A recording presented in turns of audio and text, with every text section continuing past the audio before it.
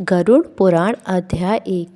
नमस्कार प्यारे भक्तों, ओम नमः शिवाय, हर हर महादेव, जय श्री कृष्ण। आज हम गरुड़ पुराण के अध्याय 1 का रसपान करेंगे। पक्षीराज गरुड़ ने भगवान विष्णु से निवेदन किया, हे प्रभु, मैंने तीनों लोकों का भ्रमण करने के बाद उसमें रहने वाले लोगों को देखकर यह निष्कर्ष निकाला है कि वह सभी दुखों में ही डूबे रहते हैं। मेरा अंतःकरण पीड़ा से भर गया है। स्वर्ग में दैत्यों की शत्रुता से भय है। पृथ्वी लोक में मृत्यु, रोग तथा अभिषिक्त वस्तु के वियोग से पाताल लोक में रहने वाले नाग आदि को मेरे भय से दुख बना रहता है। लोक कल्याण के लिए गरुड़ा द्वारा पूछे गए प्रश्नों का भगवान विष्णु द्वारा समाधान का सार इस पुस्तक के माध्यम से द्वारा पेश करने का प्रयत्न किया गया है। पक्षीराज गरुड़ भगवान विष्णु जी से पूछते हैं, हे प्रभु, आप यह बताने की कृपा करें कि नंबर 1, प्राणी कैसे मरता है और मरने के बाद कहाँ जाता है। नंबर 2, मरणासन व्यक्ति को किस कारण पृथ्वी पर सुलाया जाता है। नंबर 3, उसके नीचे कुश और तिल क्यों बिछाए जाते हैं। नंबर 4, उसके मुख में पंचरत्न क्यों डाला जाता है। नंबर 5, मृत्यु के समय गौदान, अन्य दान, वस्तुओं के दान क्यों दिया जाता है। नंबर 6, उस समय प्राणी अतिवाहिक शरीर कैसे प्राप्त करता है। नंबर 7, अग्नि देने वाले पुत्र पौत्र उसे कंधे पर क्यों ले जाते हैं। नंबर 8, शव में घृत का लेप क्यों किया जाता है। नंबर 9, शव के उत्तर दिशा में यम सूतक का पाठ क्यों किया जाता है। नंबर 10, मरे हुए व्यक्ति को पीने के लिए जल एक ही वस्त्र धारण करके क्यों दिया जाता है। नंबर 11, सब का दाह संस्कार करके उस व्यक्ति को अपने परिजनों के साथ बैठकर भोजन आदि क्यों नहीं करना चाहिए। नंबर 12, मृत व्यक्ति के पुत्र 10वें दिन के पहले किसके लिए 9 पिंडों का दान करते हैं। नंबर 13, शव का दाह संस्कार तथा उसके अनंतर जल तर्पण की क्रिया क्यों की जाती है। नंबर 14, किस विधान से पितरों का पिंडदान देना चाहिए। नंबर 15, उस पिंड को स्वीकार करने के लिए उनका आवाहन कैसे किया जाता है। नंबर 16, दाह संस्कार के बाद अस्थियां संचयन और घट फोड़ने का विधान क्यों है। नंबर 17, 10वें दिन शुद्धि के लिए सभी परिजनों के साथ खाना तथा पिंडदान क्यों करना चाहिए। नंबर 18, एकादश को पिंडदान करने का क्या प्रयोजन है। नंबर 19, 13वें दिन पददान आदि क्यों किया जाता है। नंबर 20, वर्ष पर्यंत 16 श्राद्ध क्यों किए जाते हैं।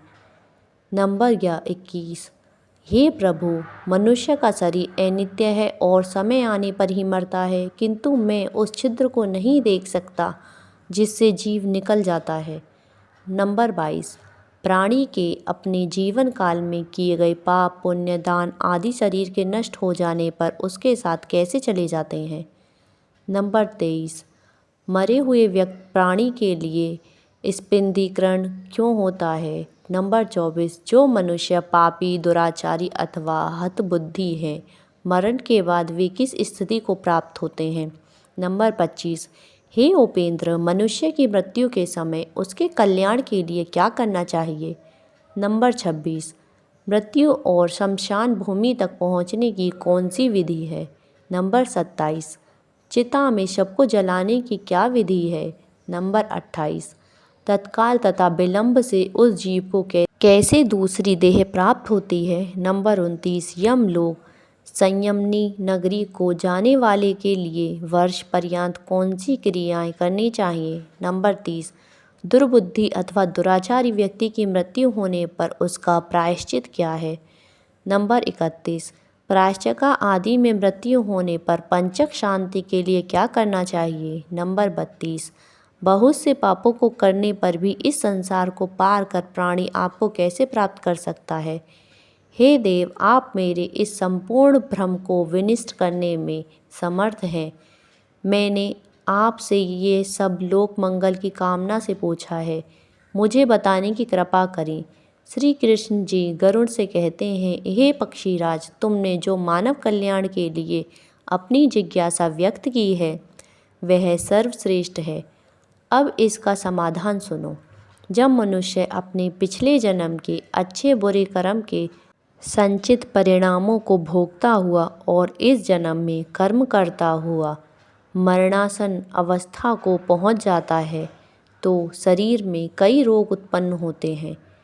एक अचानक सर्प की भांति वह मौत के जकड़न में बंधता चला जाता है।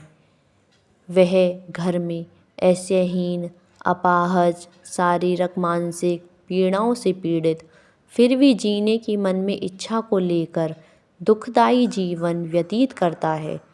जब मरणासन्न व्यक्ति की इंद्रियों का समूह व्याकुल हो जाता है, चेतन शरीर जड़ीभूत हो जाता है, तब अंतिम क्षणों में एक अलौकिक चेतना आती है जिसमें सभी लोग एक जैसे दिखते हैं।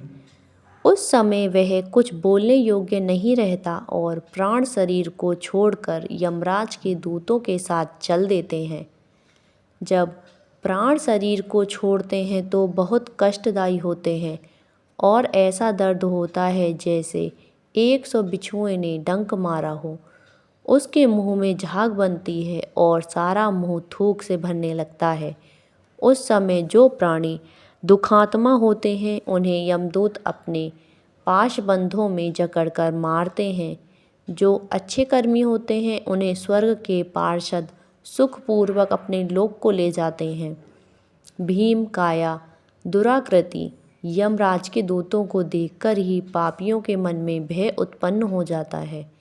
हाहाकार करता हुआ अंगूठे के नाप जितना मृत मनुष्य अपने घर को देखता हुआ यमदूतों द्वारा घसीटा हुआ रास्ते में अनेक यातनाएं सहता हुआ यमराज के सामने ले जाया जाता है। जीव की अति भयानक यमराज की काया को देखता है और फिर उससे आदेश पर तुरंत वापस अपने मृत स्थान पर यमदूतों के साथ आ जाता है। वह वापस अपने शरीर में जाने की कोशिश करता है पर यमदूत उसके गले में फंदा डाले रहते हैं। उसे भूख और प्यास बहुत सताती है और वह बहुत रोता है। अपने पुत्रों द्वारा अर्पित की हुई चावल की खीलों को वह खाता है, फिर भी भूख नहीं मिटती। जिन आत्माओं को यह खीलें नहीं मिल पाती वह सुनसान जंगल में भटकती रहती हैं। प्यारे भक्तों, अगर आपको हमारा वीडियो अच्छा लगा हो तो कृपया लाइक करें, अपने दोस्तों के साथ शेयर करें, कमेंट करें और इस तरह की जानकारी प्राप्त करने के लिए हमारे चैनल से जुड़े रहें तथा हमारे चैनल को सब्सक्राइब करना ना भूलें। धन्यवाद।